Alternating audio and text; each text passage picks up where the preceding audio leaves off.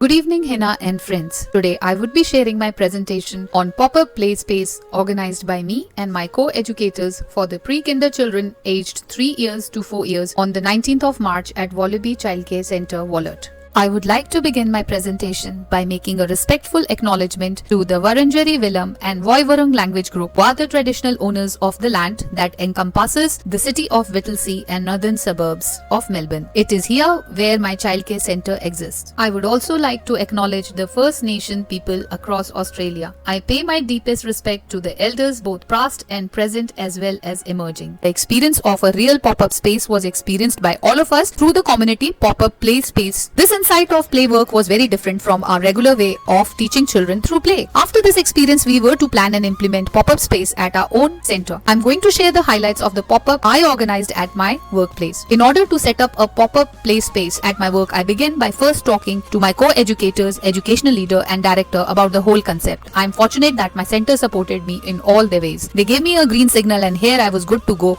to plan and implement. As you all know, there has been a decline in the play activities and it has become a matter of concern. Professor Roger Hart and psychologist Peter Gray emphasizes the importance of play for a child, which leads to the social, physical, emotional and mental well-being through unstructured, self-chosen and self-directed play. Therefore, providing a pop-up space in urban environment filled with variety of loose parts and age-appropriate risk which can be handled is really beneficial for extending the boundaries of learning. With great excitement, I chose a date for pop-up, informing the parent staff through Story Park. I began collecting things as many as possible. I collected lots of assorted loose parts. I collected empty and clean milk bottles from home, cardboard boxes from Bunnings, masking tape, ropes, old wind chime, big and small assorted crates, round cardboard containers, and I got a big cable holder. I got the consent form signed from the parents and I was good to go. I had briefly communicated about the ninja play with my co-educators. I had briefed them about loose parts, benefits of it, and a bit of insight about adulteration of play by adults. As they started to get hats and sunscreen, in the meantime I went to do a place thought walk and I carried out risk-benefit assessment in the outdoor yard. Thereafter, I set up the pop-up space, filling up with loose parts. We begin with Metalude. The pop-up space was filled with loose parts to prompt play. The play cue was seen when the children started to begin play. They came in exploring, picking up loose parts and began to create their creativity from their imagination. Play return took place when verbal invitation by a child creating with a container box was given to his friend to come and help him create together. The play frame was created with creative play, with children giving wings to their imagination. So the educators stepped back, letting the children take control of the play cycle. Different stages of the play cycle was seen. The play cycle was first developed by Gordon Strurock and Perry Ellis in 1988, and this was exactly watched here. The play inhalation stage occurred. The play was ended when children either left the play space to hop onto the swings or moved away from the pop-up space, or when educators adulterated the play. This play cycle was interesting overall. Let's talk about the image of a child. The children are capable learners. They are happy, confident and explorative and imaginative creators. I agree to the Reggio Emilia approach, which says children are capable, competent with their unique strength, which can be seen in the pop-up space. Let's reflect on the pop-up space. The loose parts played the role of a hero and gave the children the opportunity to be as creative as they could. The pop-up space helped us understand that most of the teaching and learning also takes place by stepping back and letting the children take on the lead. The ninja technique is something which helped us to observe deeply and understand the world through the eyes and activities of children. I learned how important it was to create such play opportunities where children felt connected through shared play spaces and resources. The layers in the space, like people, weather, children, resources, complexified the place for the greater learning opportunities. Overall, the pop-up space in my workplace was a great hit and I would not change anything further. Thank you.